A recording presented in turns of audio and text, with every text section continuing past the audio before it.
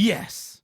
Yes, we gonna still talk about it. If everybody and their baby's mother and their ex-wife is still talking about a pass rush even after the Detroit Lions re-signed Marcus Davenport and they drafted Ahmad Hassanin, and we're supposedly so deep at edge rusher, of course people are talking about Trey Hendrickson. That means that we have a need for it. That's what the bottom line is. Now, yes, Frank Ragnow and his sudden retirement puts us in a bit of a bind, but we kind of maybe did something about that earlier this week. Today, if you're watching this video the same day, but we still got to get somebody opposite Aiden Hutchinson. Those are the facts. We need to get it done.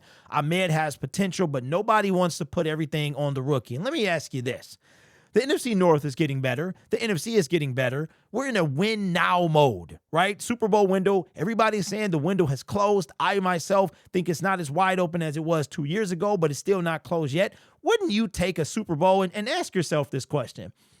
Would you take a Super Bowl over anything else? If the answer is yes, then Trey Hendrickson does appeal to you. But there is a trade offer coming from Ben Slowick with ESPN, and here is what he put down. Check this out. A multiple team proposal, meaning he put an offer before a couple of different teams, and they asked a Bengals beat reporter which offer would he pick. But let's find out what the offer was first. Coming from ESPN, here is the offer. The Bengals would get a 2026 second-round pick, which would be this coming April, a 2027 fourth-round pick that can become a third-rounder with performance conditions, and the Lions get Trey Hendrickson and a fifth-round pick for next year. Let me cut the me.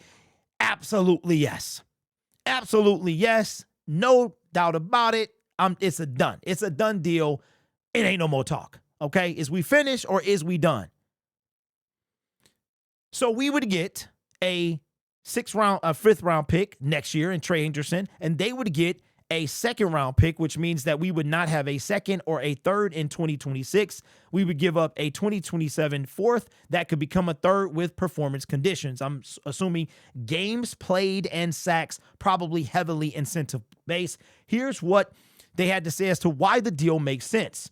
Says Lions general manager Brad Holmes has acknowledged the fan base wants a secondary edge rusher far more than he does. That's facts. But I imagine a player of Hendrickson's caliber would change Holmes' calculus slightly. Hendrickson isn't the sort of run defender the Lions might prioritize. We don't need that. Yet a pass rusher duo of Aiden Hutchinson and Hendrickson might be the scariest in the NFL, you think? Come on, man. Why does everybody see this? The Lions are still legitimate Super Bowl contenders, but for how long? And should behave as such with aggressive veteran trades. They have plenty of cap space to extend Hendrickson, which he would demand of an acquiring team. Well, I'm going to disagree with this here. I think that it is a little bit of wiggle room when it comes to Trey. You got a sticky situation with Trey Hendrickson just wanting to be out of a toxic situation. And again, it might benefit the Trey if he came to a team on a one-year deal, because now he's free. He comes to his contract expires this season. So there's no threat of a franchise tag from the trading team. He's free to do whatever he wants. He has no team looming over him to control him. So I think that there's a little bit of wiggle room. The more nasty things get, the longer this draws out. The fact that he's willing to sit out an entire season, I think at some point he just gonna want to play, because I told you his value goes down every single day, and we are still 2 months away from the season. Well, we're much longer than that. We're like 95 days. We're 95 days, so we're 3 months away from the season, and each day closer to the season and in the season, I think a deal will be done before that. He'll either be traded or stay with the Bengals long before he has to sit out a game. But keep that in mind. His trade value goes down every single day. But Ben Baby, an ESPN reporter for the Bengals, Ben Baby. What kind of name is Ben Baby? That is crazy. Check this out. He chose the Lions offer over the ones pitched for the Indianapolis Colts. And this is coming from the Detroit Free Press. Buffalo Bills and Washington Commanders. Well, whoopity-doo, let's go. Because I don't want him going to any of those teams, especially the Washington Commanders. And believes it's a realistic offer that could get a deal done.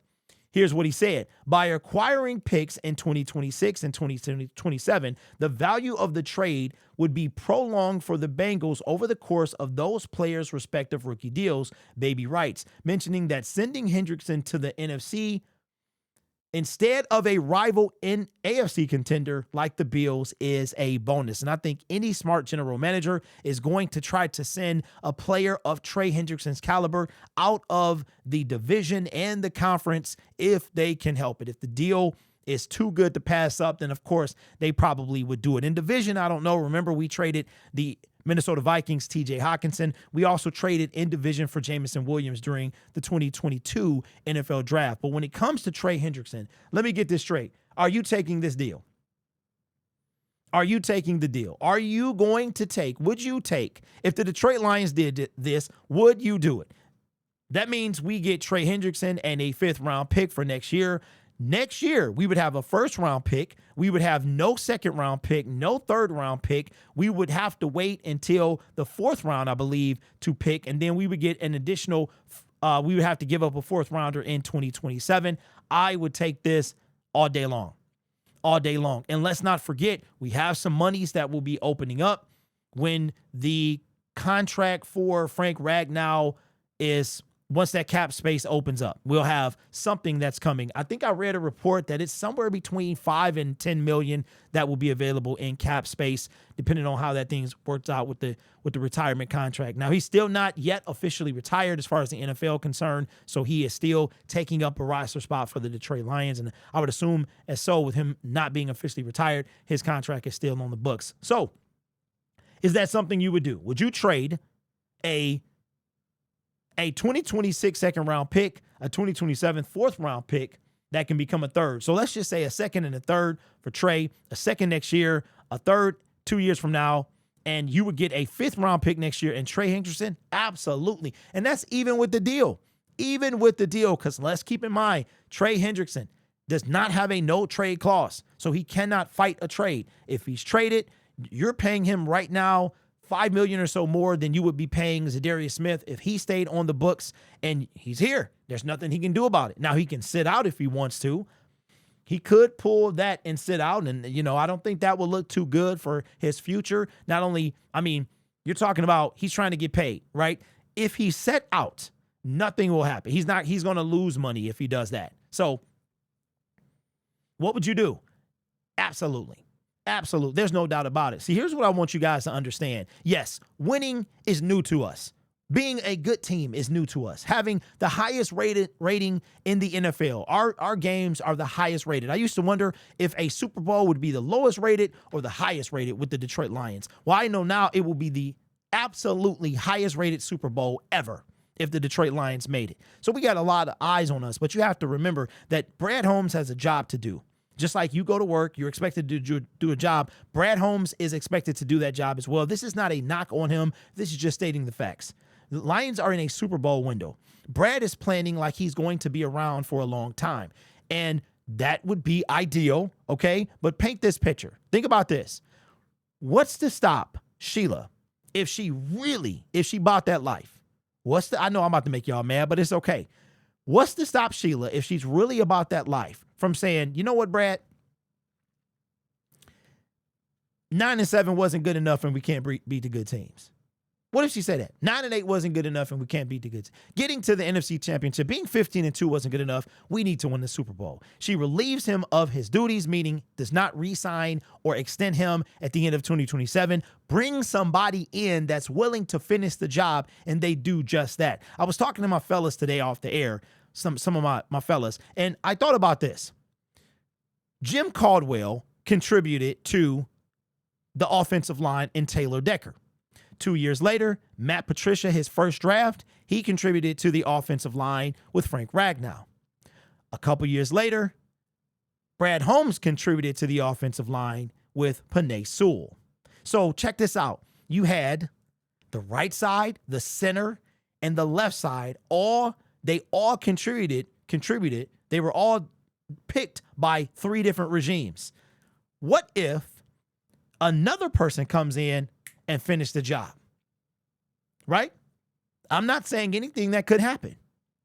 For the people in the back that got the cotton in their ears, I want Brad to succeed. I want Dan to succeed. I think that they will do it. But there's a set point of sometimes you got to humble yourself, right? You have to humble yourself.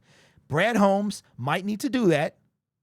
To go all the way. Or it's possible he could be relieved of his duties to have somebody to come in and finish the job. We've seen it happen before. Brad could build the team, and then somebody else could get all the credit.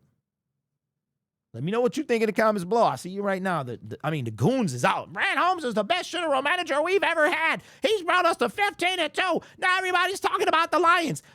So what does that mean? That nothing I said is incorrect. Nothing I said is false. If Brad doesn't get the job done, somebody else can be brought in here to do it. And those guys will reap the benefit of what he's done.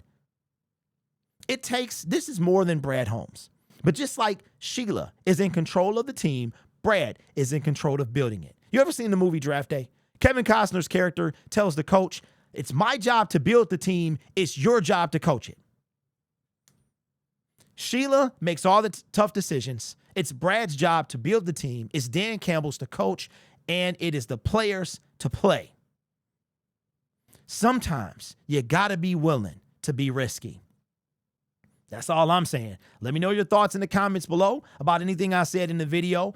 Get ready for merchandise that is going to launch. I'm actually going to order some test apparel, make sure I like it, make sure it's quality, worthy of your dollar. And then after that, I will launch the site. I probably will give an early access code to all my members. I think I'll give it to all the members. All the members will get an early access code that will be exclusive to members, so be ready for that. But this channel is made possible by viewers, subscribers, and members just like you. It's because of your support I get to do what I do. You could be anywhere else on YouTube, but you choose to rock with me. You guys are awesome. Take care of yourself and each other. And as always, go Lions. You are the best supporters on the internet.